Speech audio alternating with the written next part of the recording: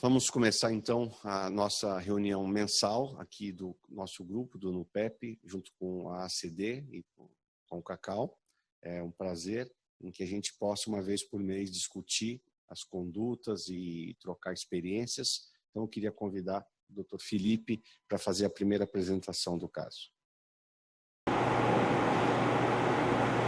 Então, bom dia a todos. Vamos começar a nossa reunião hoje. Discutir um caso que a gente operou na semana passada. Então,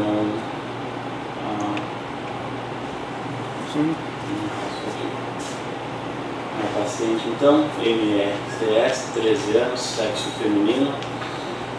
Um caso de miel que foi descoberto ao nascimento, operou já no primeiro dia de vida, logo após o nascimento, em 4 horas. Até os 6 anos ela evoluía com quadros de pielonefrite, sempre febril, com necessidade de internação, e foi optado por fazer a vesicostomia.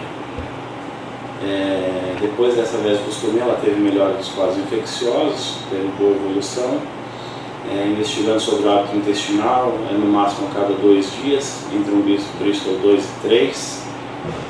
Ela não faz uso de laxativo. Então, aqui para a gente avaliar a foto do abdômen dela, ela tem um tronco bem desenvolvido, né? Uma vesicostomia baixa.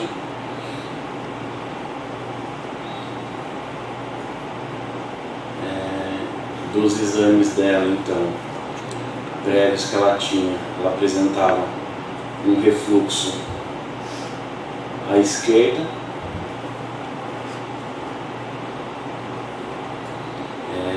ela tinha uma urodinâmica antes dessa vesicostomia, então de 2006, com uma capacidade de complacência diminuída, uma sensibilidade ausente, tinha uma dissinergia vésico-esfincteriana, a pressão vesical máxima de 86 e uma pressão de perda de 38. Tinha um resíduo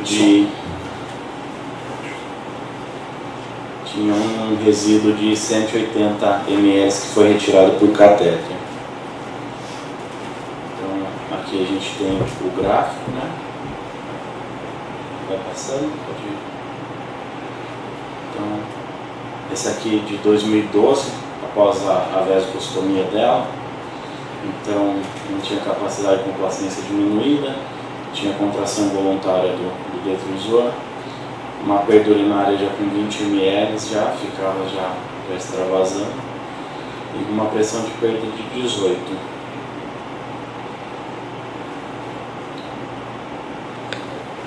Tinha uma cintilografia já que mostrava já um certo grau de atrofia renal à esquerda, né, com diminuição da função, com 24% de função. Um ultrassom que mostrava a diminuição do rim esquerdo, diminuição do parênquima. Então foi feita uma ampliação vesical no dia 10. Aqui a foto da incisão dela. Então a gente fez uma incisão para aproveitar a vesicostomia e já montar o trajeto do conduto. Volta um pouquinho na incisão. Você quer comentar, Gilmar? Eu gostei dessa sua criatividade aí. Bastante interessante essa ideia sua de mobilizar essa retirada dessa cicatriz de pele aí da retração da vesicostomia e a possibilidade de criar o flap ali. Comenta um pouquinho para a gente. Justamente, esse é o local onde está essa vesicostomia, é o local que a gente prefere colocar a abertura do conduto, né, o conduto continente. Mas essa posição da vesicostomia acaba atrapalhando porque a área de cicatriz é muito intensa ali, e isso às vezes nos força a fazer uma incisão para correção da vesicostomia e depois ter que fazer uma incisão mais alta para que a gente possa aproveitar o retalho, principalmente porque a gente usa um flapzinho de pele para melhorar a introdução do catéter, para tornar abertura do conduto mais estético, porque ele fica um pouquinho mais escondido sob a pele, e para que diminuam as complicações do estreitamento. Então, esse é um detalhe que a gente tem usado através dos tempos e que isso tem ajudado. Então, assim, mobilizando a pele, percebendo que haveria uma possibilidade dela ela se deslocar, a gente fugiu da incisão, permitindo que a gente conseguisse fazer aquele flapzinho de pele embaixo, que a gente sempre procura deixar no lado inferior, para a sonda bater nele e introduzir com mais facilidade. E, ao mesmo tempo, a gente procurou contornar a cicatriz. Obviamente, não foi os bordos não foram muito amplos, mas foram absolutamente suficientes para que a gente pudesse mobilizar direitinho. E depois a gente vai ver o resultado no fim. Qual é o motivo?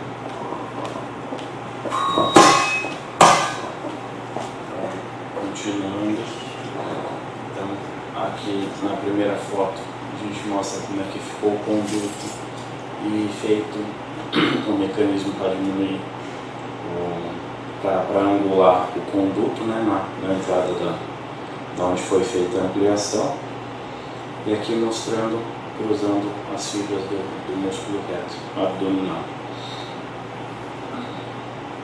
E esse aqui foi o resultado final.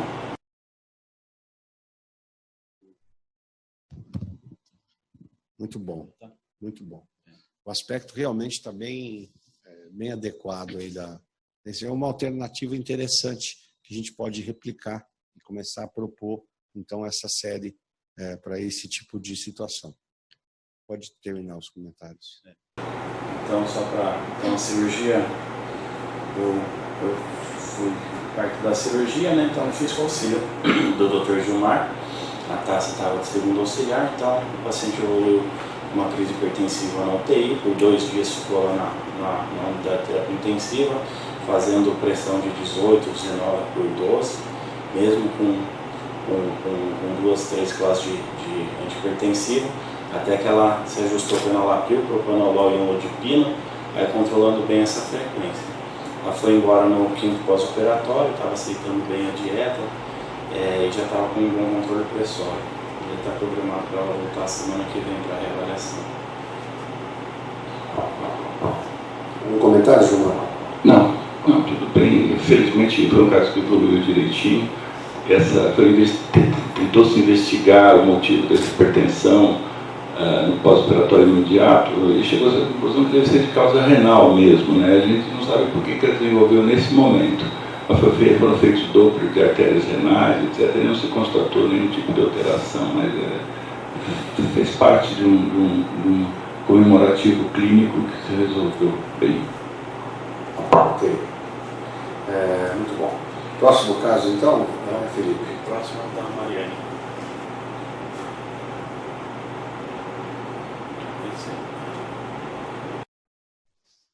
Então, esse próximo caso é um caso que passou para a gente discutir a conduta dela.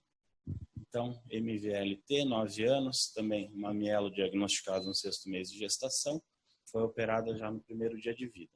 Não precisou fazer DVP, então ela apresentava também quadros de refluxo, segundo a mãe falava, e já com pielo nefrítico, necessidade sempre de internação para tratamento. Faz 5 anos ela foi feita uma vesicostomia nela, com melhora do quadro infeccioso. Então, ela apresenta uma evacuação a cada 3 dias, Bristol sempre 1 e 2, sem auxílio de laxativo, mas a mãe precisa fazer algumas manobras de massagem. Ela tem uma incontinência, então ela apresenta esses escapes de fezes quando ela faz força. Então, de exames recentes dela, então ela tem uma função renal boa, uma creatinina de 0,3 agora do dia 22 de fevereiro. A imagem do ultrassom que mostra o parênquima renal, ele é bom.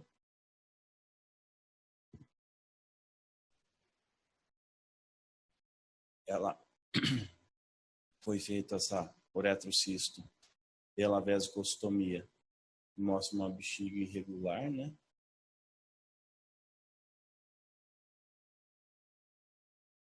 mas não foi identificado o refluxo. Apresenta essa urodinâmica, a gente só tinha essa fotinho aí. Qual que é o valor, Isabel, de uma urodinâmica do paciente com vesicostomia? Obrigado, Jean. Então, uma urodinâmica bem feita, a gente vai conseguir ver, às vezes, né, um pouco da contração. É a questão que a criança, quando tem muito tempo de vesicostomia, essa bexiga já fica desfuncionalizada, a gente não consegue ter a mesma qualidade do exame e nem a mesma resposta com uma bexiga íntegra, né? Mas em alguns casos, crianças menores, vale a pena a gente fazer para ver como é que está a função e ver se a gente realmente precisa ampliar ou não. Pois é, mas o que você busca na urodinâmica da vesicostomia? Que informação que você busca? E até que ponto ela é confiável? A confiabilidade acho que vai depender muito mais da qualidade e de quem fez do que só a gente observar o laudo, né? Porque se fez ocluindo de forma adequada a vesicostomia ou não. E a gente vai buscar também a pressão maior de pico dessa criança para a gente avaliar. A capacidade sistométrica junto, para a gente poder ver realmente a indicação de ampliação, mas como eu falei, né, depende muito de quem fez e da confiabilidade, já que pode ter um vazamento com grande facilidade. O que você acha, Sérgio? É uma criança de 9 anos, né? Ela tem vesicostomia? Tem, faz 5 anos. Dos valores que ele coloca são esses daí. Eu acho que a gente procura, a Isabel tem razão, a gente tenta informação de pressão de perda, informação de volume e de contração. Fica um pouco comprometido se você não consegue realmente passar a sonda, inflar o balão, ocluir um pouco a vesicostomia. Então tem que... Mas traz algumas informações que podem ajudar realmente na tomada de conduta. Mas eu vejo com muita reserva, porque assim, toda vez que você tem a capacidade, talvez a única coisa que ela possa talvez mostrar é se você conseguir uma boa oclusão, qual que é a pressão de perda pela uretra. Fora isso, tem tanto viés que você não dá para tomar nenhuma conduta efetiva baseado na informação em termos de capacidade e pressão de bexiga. Porque ela sempre vai ter um componente de artificialidade ali. Você está colocando alguma coisa para criar um ponto de obstrução. Então, assim, no ponto de vista prático, talvez a única situação que possa dar uma informação real é se você tiver uma vesicostomia muito pequenininha, que você conseguir ocluir, que você consiga medir a pressão dentro da bexiga para ver a pressão de perda pela uretra, para decidir se é um caso que precisa de algum procedimento de aumento de resistência uretral. Fora isso, realmente é difícil você... vesicostomia é igual a você reconstruir essa bexiga com segurança. O que você acha, Gilmar? Exatamente, mas eu concordo com você. Uma bexiga desfuncionalizada, ela muda totalmente, né, o seu padrão. A gente tem que imaginar que o estudo urodinâmico ele não é tão objetivo como um raio-x simples que você olha e aquilo é sempre daquela maneira, né? Tem um componente funcional e que essa derivação faz com que a bexiga perca essa propriedade dela. Tanto é que algumas vezes, quando a gente supõe que a bexiga possa ser recuperada, essa vesicostomia se deu por algum outro motivo, a gente acaba tendo que fechar a vesicostomia, observar um tempo para ver como que essa bexiga realmente acaba se comportando para a gente concluir as suas particularidades pressóricas, né? Mas esse caso, que já tem um antecedente ruim, que foi necessário fazer essa derivação, porque a bexiga não se sustentava por si só, provavelmente o estudo urodinâmico, nessa fase, talvez não contribua muito mesmo, né? Eu acho que ele é bem intencionado, mas ele não vai ter condições de nos informar o que a gente pretende, salvo essa sua consideração, porque, né, a pressão esfincteriana não vai se modificar. E isso a gente tem ideia de qual é a pressão de perda, isso a gente vai obter sempre, né? Mas outras informações não tem. A gente tem que se basear em informações prévias desse caso, né? Ok, pode seguir, Felipe. Então, esse aqui é o abdômen dela também. Uma vesicostomia mais baixa, está com uma dermatite, né? Urêmica. Eu acho que era isso aí. Eu acho que é um bom caso com incisão de Garrone. Beth Garrone. Beth Garrone. Sabe o que é o Beth? O que é o Beth? Parece um morceguinho ali. Isso. Do Batman. A parte intestinal, a gente acha que é estável, tem condições de dela sim. Então, ela não faz uso de laxativo, ótimo, mas ela tem um Bristol de 2 e 3. Bristol 1 e 2, mas não faz uso de laxativo. Diz que é bem esporádico, pouquíssimas vezes precisou fazer um enema. Eu vou aproveitar, já que eu fiz a pergunta, eu vou também completar, né? A gente tem que ter ideia de que o cirurgião não é assim não é tão maravilhoso nas coisas. Se a gente pode não fazer uma segunda cirurgia para ela, eu acho que a gente tem que tentar, né? Eu acho que a cirurgia é um procedimento invasivo, agressivo.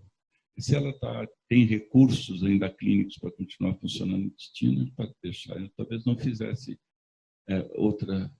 É isso mesmo, isso mesmo. Muito bom. Então vamos em frente. Então fica indicada a ampliação vesical. Esse é o paciente que tinha sido suspensa ontem? Não, essa é uma que passou semana passada, que a gente programou para discutir hoje. Ótimo. Então, já tem quantos casos por sua tese, Isabel? Não.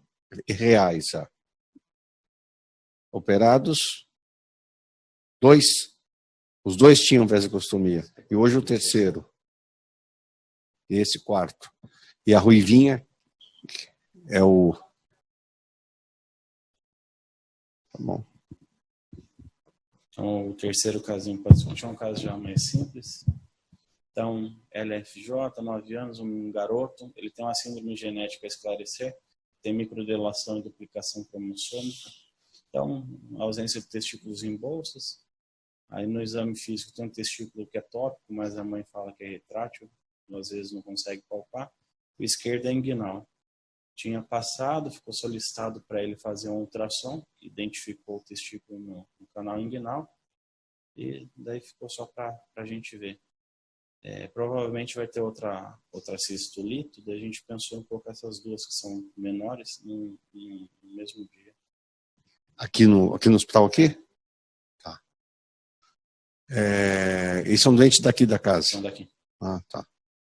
E ele é palpável? É palpável. E qual que é a doença de base? Não sabe. Até tem uma observação lá que faltam 77, né, Jorge? 77 síndromes assim para eles investigarem melhor, para chegar por proximidade no diagnóstico, porque nenhuma fecha. E tem uma bexiga neurogênica? Não, ele urina bem.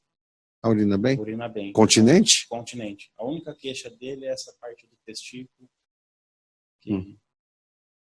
Certo. Perfeito. Bom, então um caso para resolução. Pode falar, João.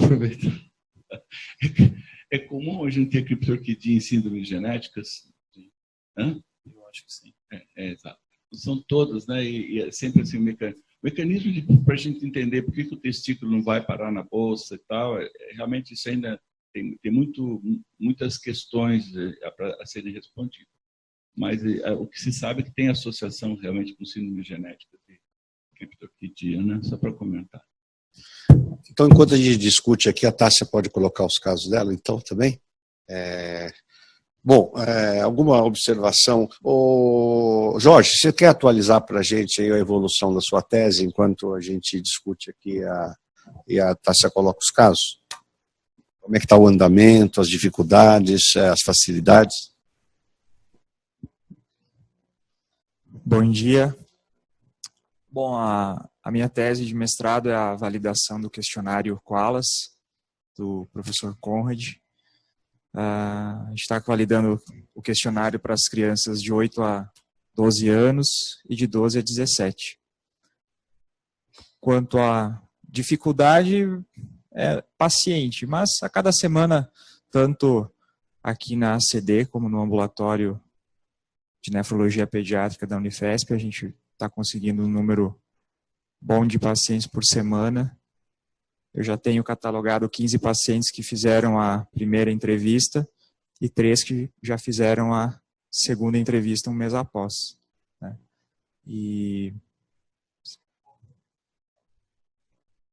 o desenho do trabalho, a gente primeiramente traduziu o questionário para o português, juntamente com a enfermeira e a psicóloga da equipe, adequamos os termos para a idade dos pacientes, para entendimento dos pais. Depois dessa tradução, foi retraduzido para o inglês para ver se ficava semelhante ao questionário original. E após isso foi começado a aplicação dos questionários. Junto com o questionário Qualas, para fazer a validação tem que ser aplicado outro questionário que é o KidScreen, que é um questionário feito na Europa, originalmente foi feito na Europa para avaliar a qualidade de vida de crianças em geral. Então, o KidScreen é aplicado na primeira entrevista e na segunda entrevista, um mês após, é só o Qualas, ou o Qualas C, que é o de 8 a 12, e o Qualas T, que é para adolescente, né?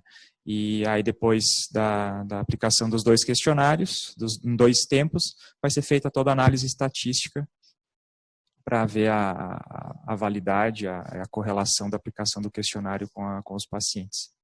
E qual que é a meta de número de pacientes que você vai entrevistar? Em princípio, são 50 pacientes em cada grupo, 50 no Qualas C e 50 no Qualas T. Essa amostra já veio definida pelo Dr. Conrad. Ótimo. Você está conseguindo acrescentar quantos pacientes por semana?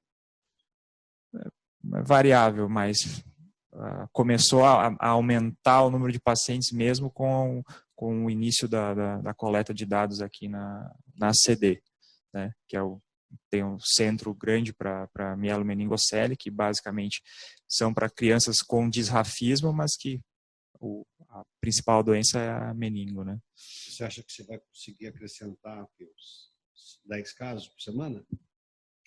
10 talvez não, porque daqui a pouco vai começar a se repetir, mas acho que com certeza se for 5 por semana já é um número bom até o final do ano. 5 por semana, que você vai conseguir 20 por mês. Você tem a meta 100, você já tem 15. Você em 4 meses você termina. Talvez vai ter, claro que são 100 pacientes, mas mesmo que um dos grupos passe de 50, vai continuar sendo aplicado, né? Isso é bom. Isso não vai interferir na análise depois, né? E o bom é que com essa população também de pacientes com vesicostomia, nós vamos poder ter uma avaliação do efeito da cirurgia na qualidade de vida de uma forma bem objetiva. Então, essa população que a CD aqui tem nos demonstrado, né, que pacientes que têm vesicostomia, ela já permitiu aí gerar essa modificação do BET-Garrod.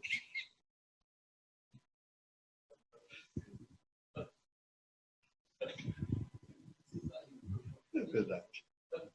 Né? Mas é uma coisa interessante, que a gente vai tentar fazer igual. Agora, toda vez que tiver vesicostomia, vamos catalogar e vamos fazer uma série de 5 casos e publicar isso. Uma coisa achei bem engenhosa e sempre agregando valor à nossa linha de conduta. E agora, a Isabel vai avaliar por essa metodologia.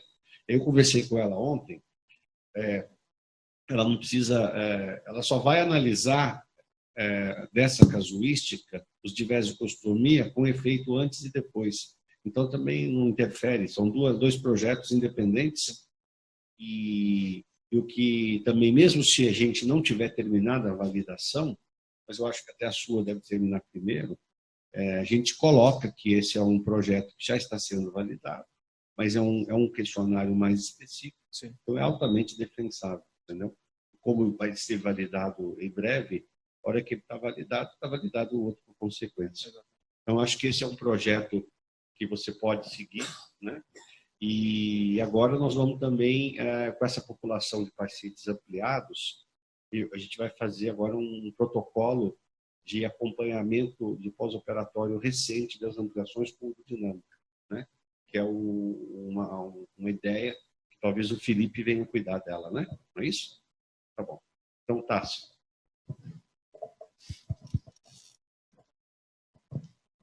Bom dia. Esse primeiro caso é uma paciente que foi atendida no ambulatório da ACD, aqui ontem, pela equipe. Então, é uma menina de 2 anos e 10 meses, com diagnóstico de mielo, operada no primeiro dia de vida e colocou também uma derivação. Ela urina em fralda. A queixa principal eram infecções urinárias febris de repetição, sendo que em março desse ano ela precisou de internação para fazer antibiótico terapia venosa. Com relação ao hábito intestinal, ela tem fezes Bristol tipo 1 diariamente em fralda. Durante a investigação, então, foi realizado um exame de ultrassom que mostrou um rim com bom parênquima e evidenciou um cálculo de 2 milímetros no rim esquerdo. A bexiga, no ultrassom, aparentemente sem grandes alterações. Então, foi solicitada uma uretrocistografia, que mostrou que essa bexiga, na verdade, já não tem os contornos regulares, né? Já tem um pouquinho de trabeculação, porém sem refluxo. Foi solicitada também uma cintilografia, que mostrou uma função boa, né? E não evidenciou cicatrizes. Foi solicitado também um estudo urodinâmico, tá? Em que a capacidade era adequada para a idade. Apesar disso, ela apresentava uma baixa complacência, né? Uma ausência de sensibilidade. Agora, o que chamou a nossa atenção foi que ela tinha uma pressão detrusora de perda bastante elevada.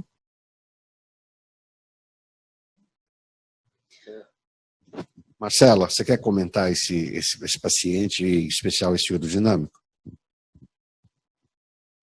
Então, né, uma paciente com 2 anos e já apresenta, além da clínica, né, mostrando que vem tendo infecção urinária de repetição, o estudo urodinâmico é compatível com essa clínica que foi a queixa, né, que ela apresentou.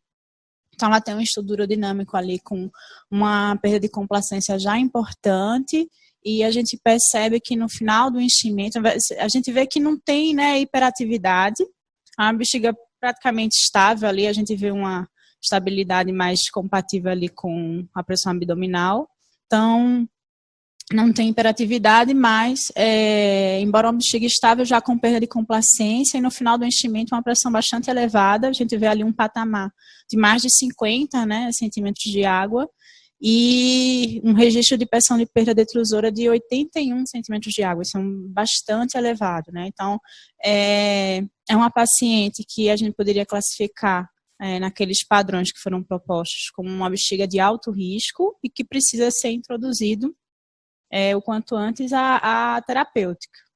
Pelo que você apresentou, acho que ela ainda não faz nenhum tipo de tratamento, né? Então, inicialmente, a gente começa com um tratamento clínico para ver a resposta dela. Essa paciente tem que ser submetida a cateterismo intermitente LEE e introdução de anticolinérgicos.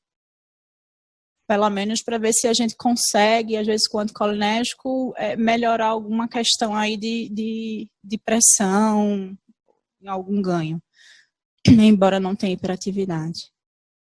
Então, foi exatamente então essa conduta que foi tomada ontem no ambulatório, né? Foi iniciado o treinamento já com a mãe, né, para começar o cateterismo intermitente limpo, e foi iniciado também o anticolinérgico. Com relação ao segmento, não sei, a sua sugestão, assim, quando é que a gente pode repetir esse exame? Então, uma vez introduzido, então, a terapêutica, como que a gente, né, monta o protocolo?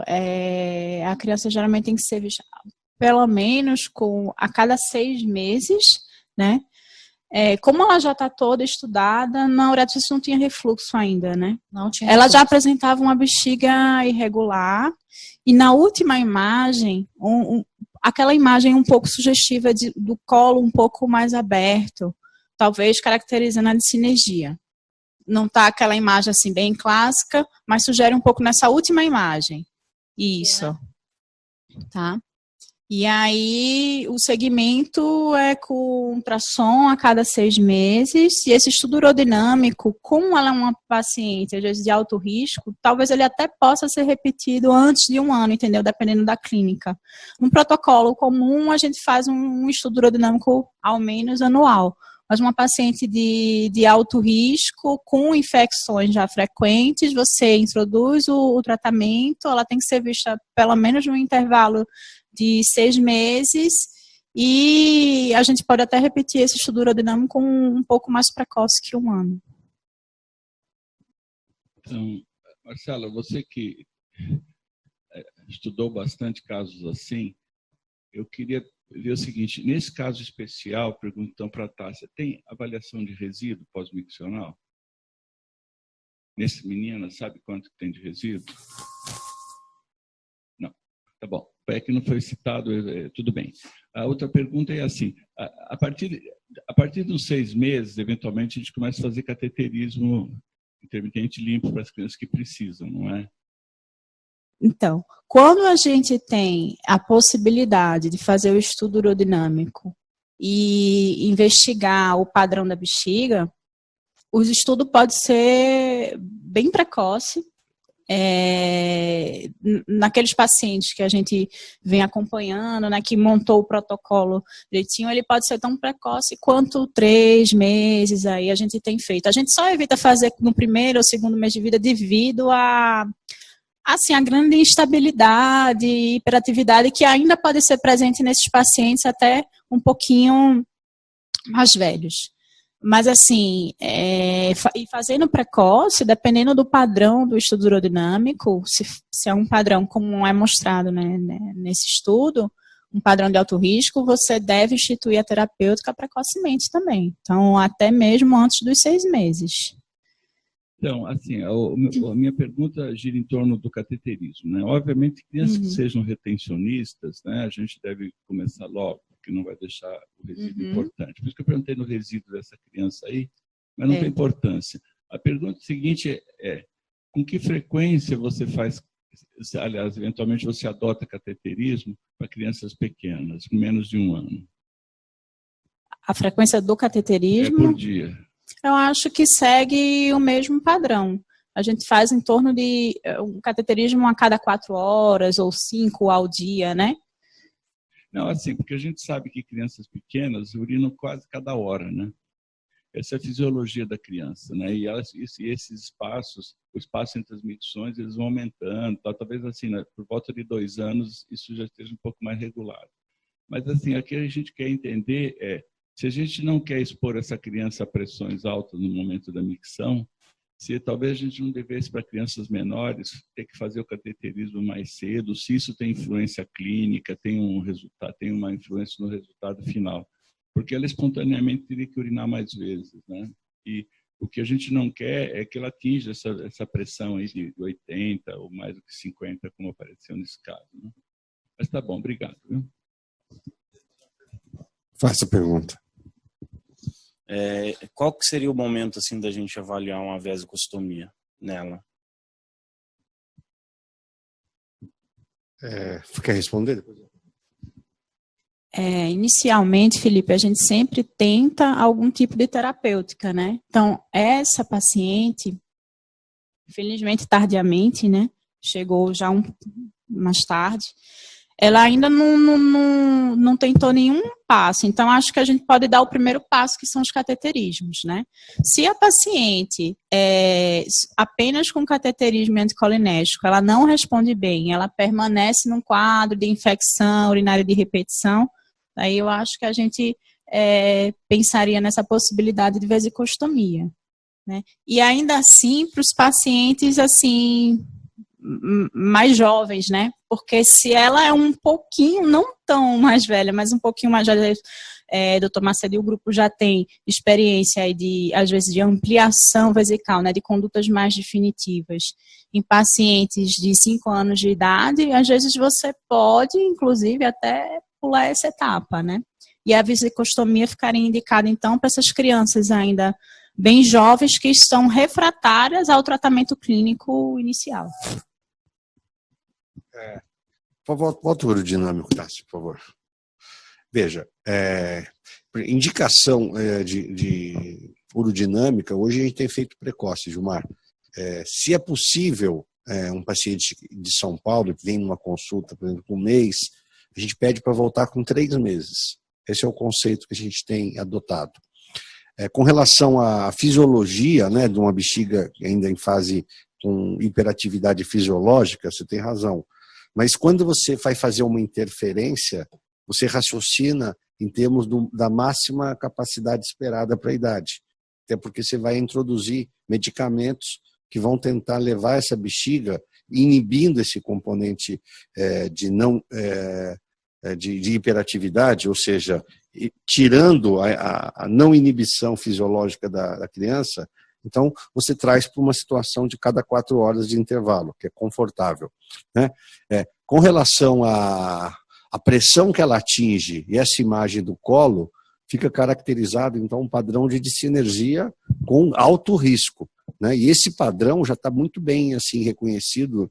E se você não faz uma interferência aguda, né, com anticolinérgicos e cateterismo, esses pacientes vão ter mais de 60% de chance de deterioração em 2 anos no rim. E maior índice de necessidade de ampliação no futuro.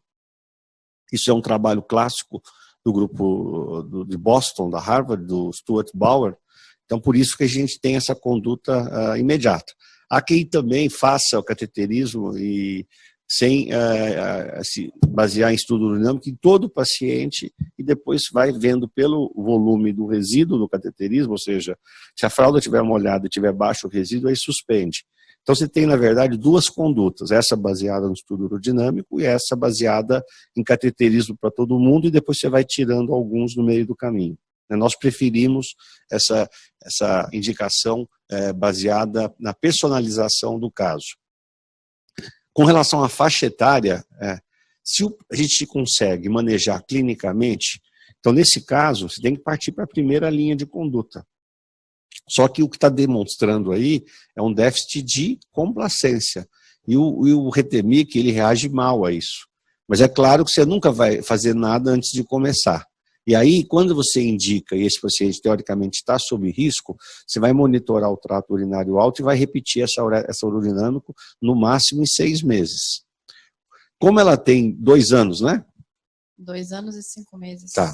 Se a gente conseguir segurar esse paciente, vamos dizer que ele precise de algo mais além do cateterismo, assim, além de 3 anos, a gente já pode ir para a ampliação direto. Então, a vesicostomia, no conceito que a gente adota, é só quando você tem que indicar, por falha do tratamento clínico, um paciente antes de 3 anos de idade. Então, vamos tentar conduzir clinicamente e, eventualmente, se a gente não conseguir, a gente vai discutir, mas ela já vai estar numa idade que vai ser possível fazer o tratamento definitivo. Se permitir, assim, a única coisa que você não mostrou que não vai mudar a conduta, mas que a gente precisa avaliar, ela precisa ter uma cintilografia renal, né? um DMSA. Tinha, doutor Gilmar. Ela tinha? Tinha. Desculpe. E ela não tem cicatriz? Não tem cicatriz. Que bom. Professor Macedo, eu tenho mais 2 casinhos. Como que a gente... Pode apresentar, pode apresentar.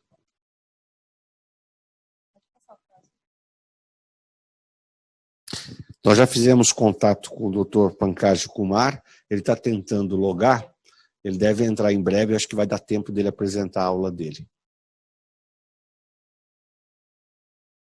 Diretamente da Índia, né, que são quase 14 horas, 14 a 15 horas de fuso horário. Para quem não conhece, o Dr. Pankaj Kumar é um urologista da Índia, que ele, há algum tempo atrás, ele iniciou um perfil de Facebook urologia, Pediatric Urology, e esse perfil foi adquirindo uma série de participantes, e hoje ele coloca casos, as pessoas do mundo inteiro opinam, discutem, e hoje esse perfil tem mais de 1.500 participantes, todos os urologistas pediatras do mundo inteiro. Então, a partir disso, o Dr. Pancagi começou a interagir muito com o nosso grupo, pedindo nossa opinião em casos. Nós apresentamos alguns casos para ele, e é por isso que nós estamos tendo essa possibilidade hoje de discutir diretamente da Índia com o Dr. Kumar. Pode falar, por favor. Então, é uma paciente do sexo feminino que, quando começou o acompanhamento com a equipe, ela tinha 2 anos e 5 meses e apresentava um quadro de infecção urinária e dor lombar à esquerda. Esse início eu vou passar bem resumidamente porque já é um caso conhecido, tá? Ela tinha, então, uma dilatação renal importante à esquerda.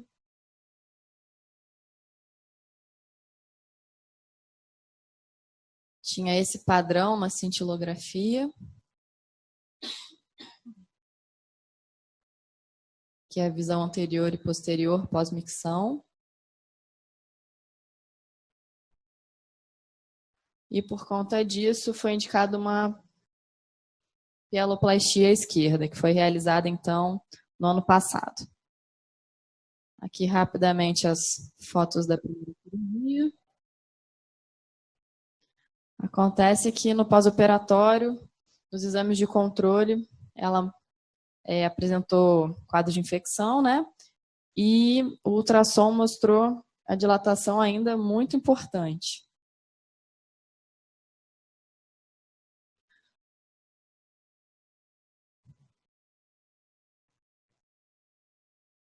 Essa é a cintilografia. Só que agora ela também tinha dilatação do ureter, coisa que não tinha antes da pieloplastia, né? Por conta disso, então, foi solicitada uma ressonância, que já foi apresentada aqui no grupo, que tinha esse padrão. Então, uma dilatação muito importante, com dilatação também do ureter. Aqui nesse corte dá para ver o tamanho da dilatação.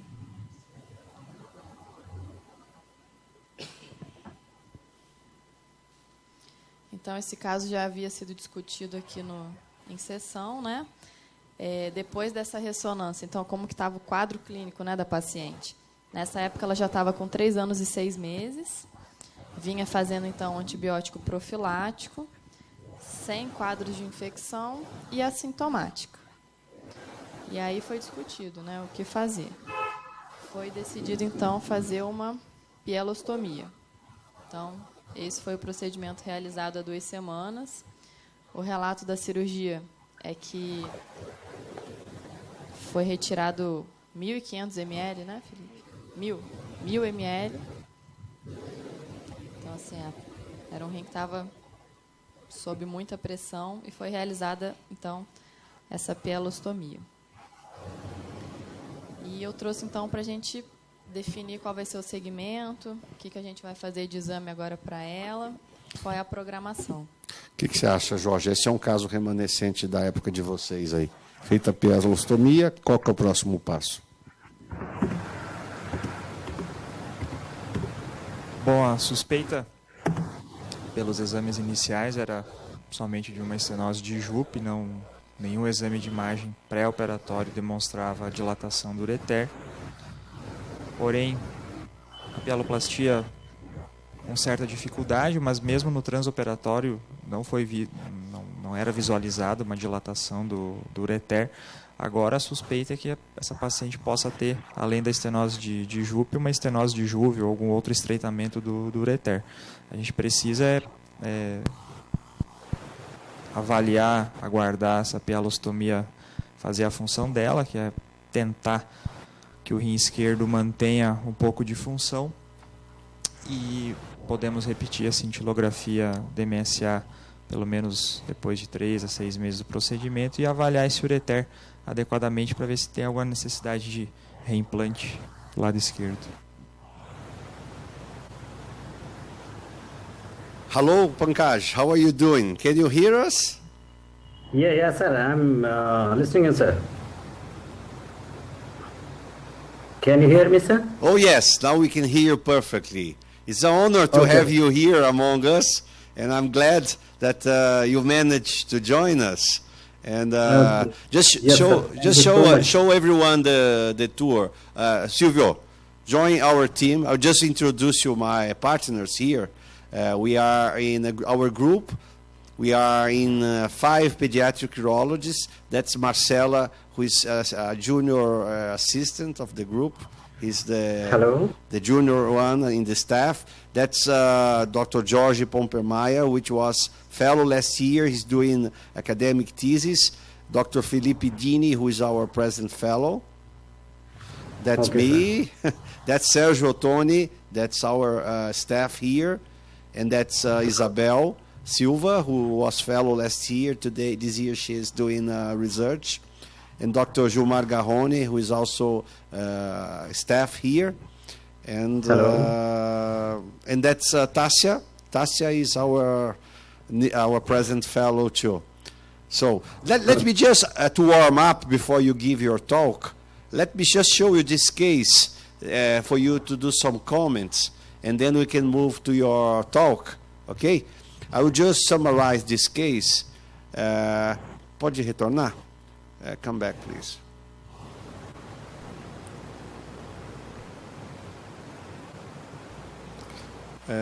Before.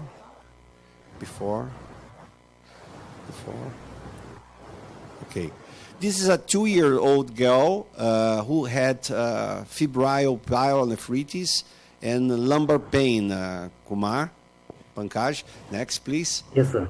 And then the examination suggested an UPJ obstruction. You see, there is a huge pelvis, dilated calyces, the parenchyma was thin, and she had a DMSA and DTPA which confirmed UPJ obstruction. Would you do you agree, or do you have any other feeling about this case? Sir, please tell me about the differential renal function of that side, sir. Sorry? Sir, please tell me the differential renal function of that side. Oh yes, the function was fine, but it was a huge obstruction, and she was complaining of pain. But she was still filtrating this kidney. So, but with pain, with this obstructive UPJ you see here. Okay, sir. Then I will prefer to do pyeloplasty, sir. Pyeloplasty, that's right. That's what we did. We did a pyeloplasty. The ureter was thin, as you see there. No? It was really a UPJ. Then we did a pyeloplasty. Yes, next. But the post-operative course showed that massive dilatation appeared. Go ahead. As you see here, it was a totally uneventful operation. And then she had this curse. Next one. And you see that something was doing wrong. Yes, next, please. And then we did NMR that showed, again, massive dilatation. The parenchyma was very thin. And then we had this setting here, suggesting concomitant obstruction of the distal ureter. What do you like to make any comments on this case? Okay, sir. That means it may be case of secondary PUJ obstruction due to very tortuous ureter. That's right. That's right. So probably she had a mega ureter, but at that time the ureter was not dilated at all, as you saw in the pictures. But she had also a UPJ, so it's concomitant to obstructive diseases that could be diagnosed only after surgery. This is... Sir, I have faced one case in which when I have operated for rectal pelvic junction obstruction, Yes. I have seen very dilated ureter, mega ureter.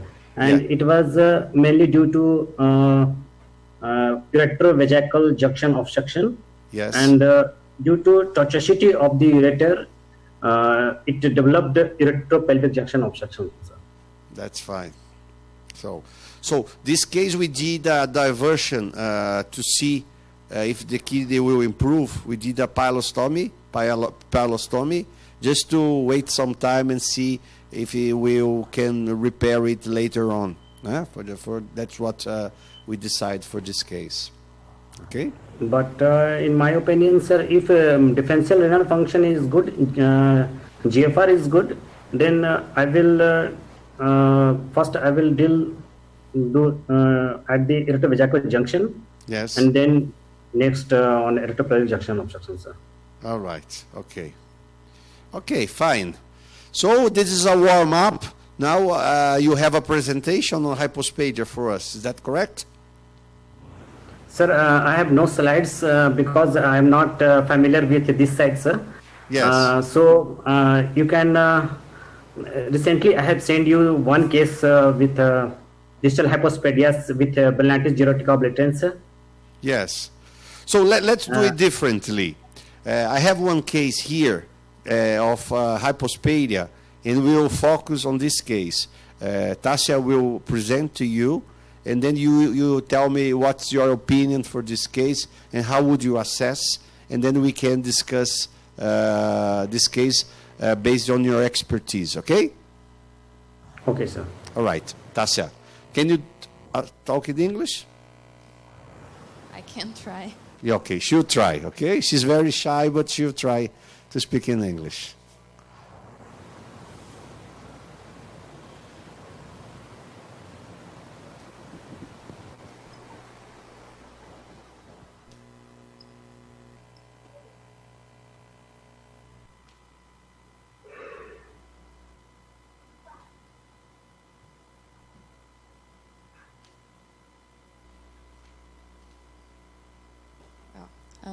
I brought this case for discussion. It's a 9 months boy who had a proximal hypospadia, and this was the aspect of the pre-operatory.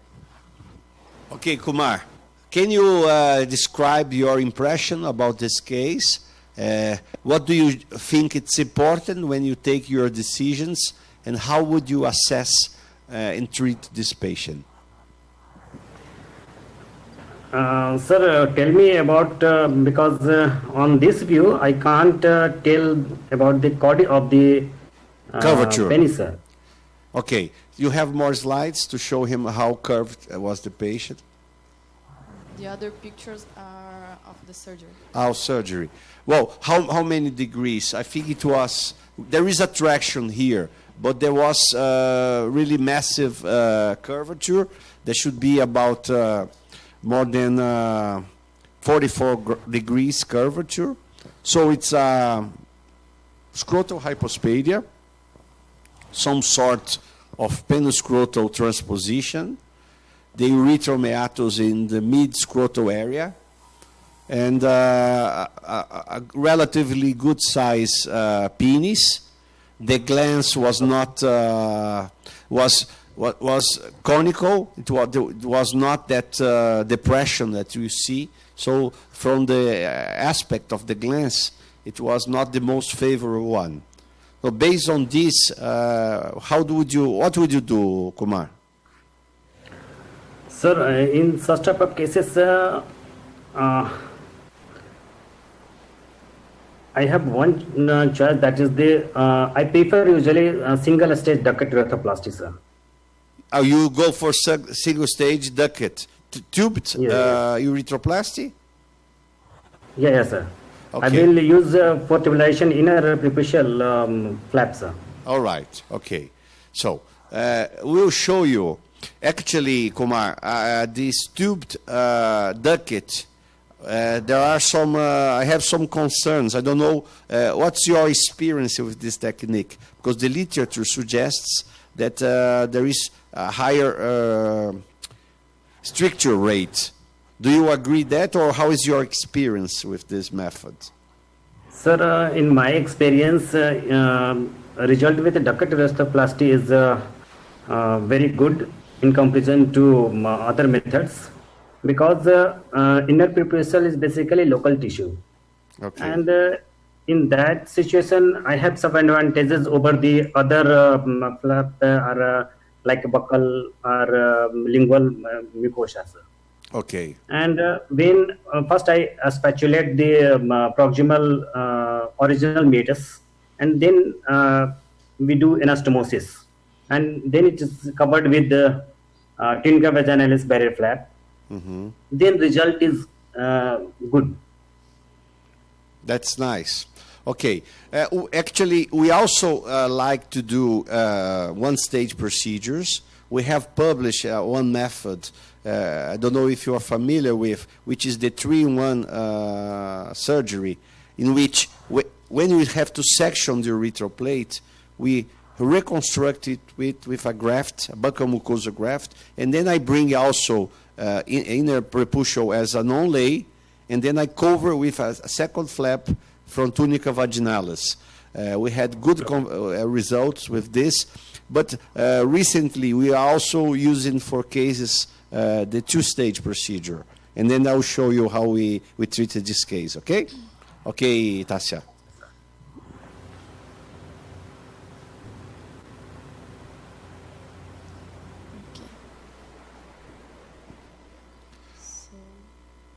Okay. In this case, in order to straight the penis, what we did, we have to section the urethral plate. Né?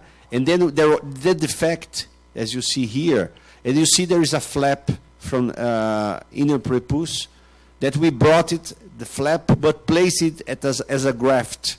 I like to use, instead of tear-sheet flaps, I'm using this kind of reconstruction. Some people are doing grafts, but I like to use the flap as a graft, as you see here. Next one. Okay. So that's the aspect you have. You see that the penis now is straight.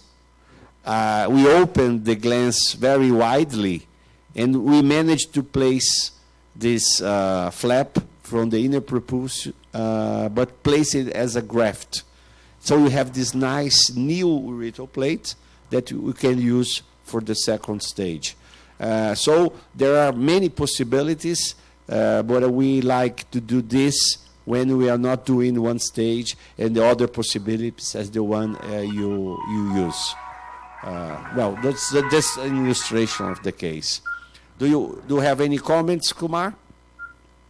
Sir, I think I have already discussed with you for such type of methods on my page, sir. Yes. Yes, sir. I'm not familiar. I'm not too much familiar with such methods. Yes. I'm very comfortable with the duct procedure, sir. Because if it fails, then we can do a 2-stage urethroplasty after doing that duct urethroplasty, sir. That's fine. Yeah, sir. But my experience with duct urethroplasty is very good, sir. And that's fine. Yes, sir. Tell me a little bit, we are very curious, how is the pediatric urology practice in India? Tell us how is the graduation, how many people, in which city you live actually, Pankaj? Sir, in India, there is no any degree for particular pediatric urology. Some pediatric surgeons, some urologists are doing practices along with practice of urology and pediatric surgery, sir.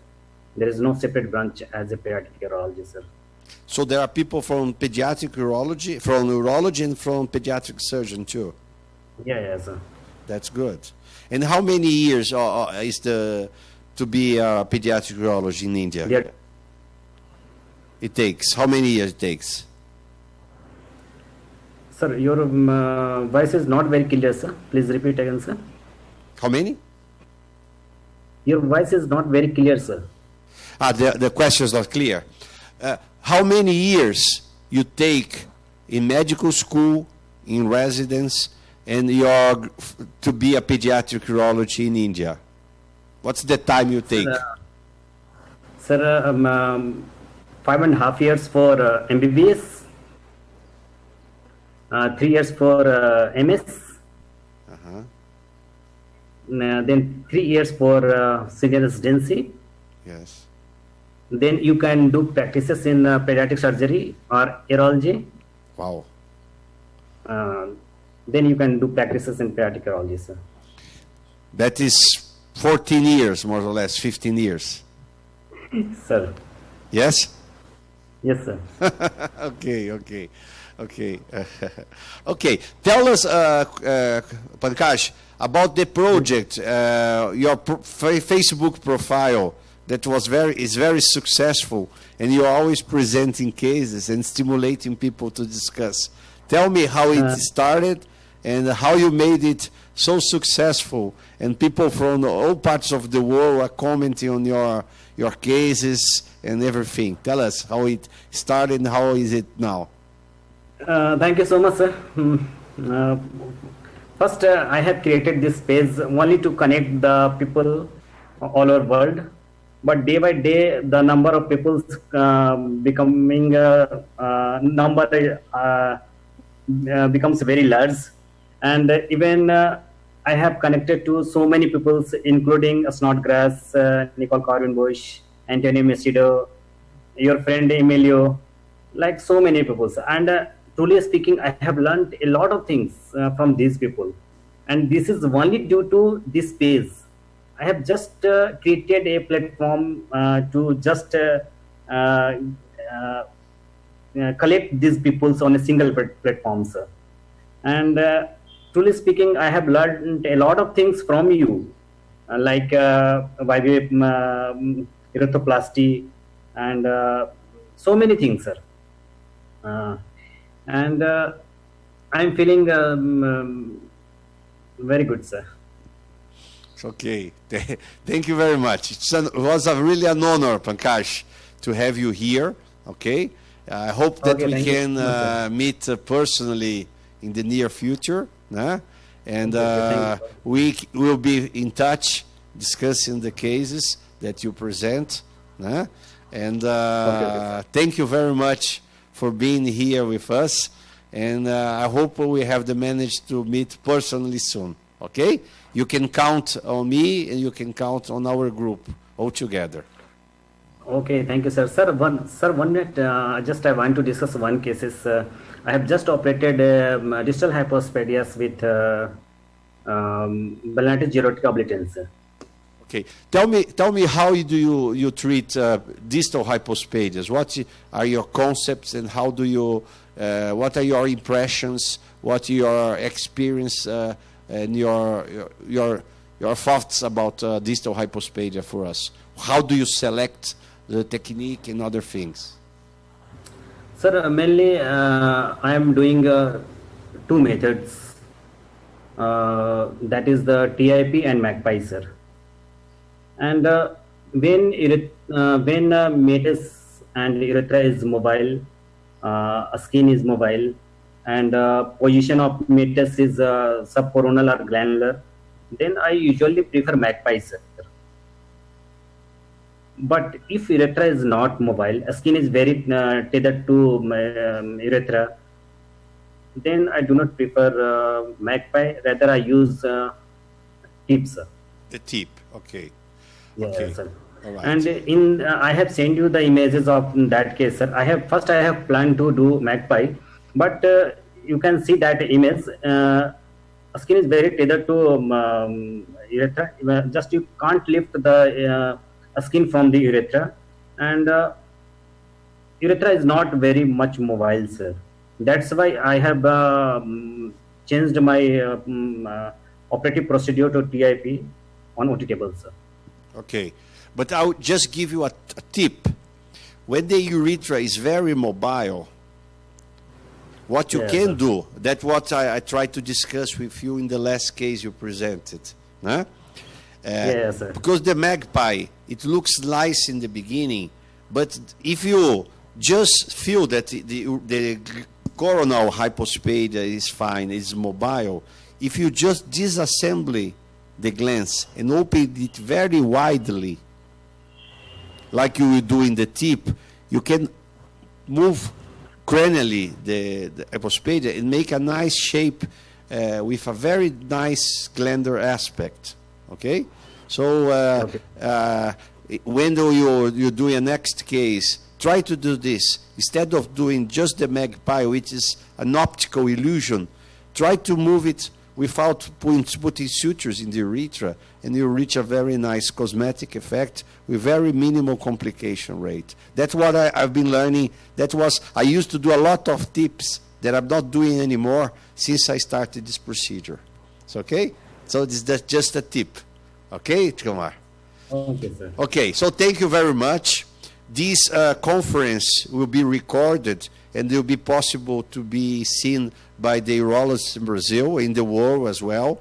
We'll promote it here, and it was very nice. It's the first time I discuss with someone from so far distance. How many hours? What's the time in India right now? In India, it is 4:47 p.m., sir. It is almost 5 p.m. 5 p.m. Okay. Yeah. That's right. So we are, how many hours? Okay. Okay. So here is about 8:20. So thank you very much again. Have a nice weekend, and we stay in touch in your Facebook profile, discussing interesting cases, okay? Thank you so much, sir. It was wonderful to hear from you. Okay, sir. Bye-bye. I will try to join you, sir. Okay, thank you so much, sir. And let's hope that we can share more experience personally in the future, okay? Okay, thank you so much, sir. Bye-bye. Thank you. Bye-bye, sir. Bye-bye. Bye, sir. Ok. Well, então, com essa experiência, nós concluímos a nossa reunião de hoje, agradecendo, então, essa possibilidade, né, de poder discutir urologia pediátrica aqui do Brasil, e nós vamos fazer toda uma vez por mês esse tipo de reunião, convidando então especialistas do mundo inteiro, que vai fazer dessa reunião uma reunião cada vez mais enriquecedora e atrativa para todos. Muito obrigado e até a próxima reunião daqui a um mês.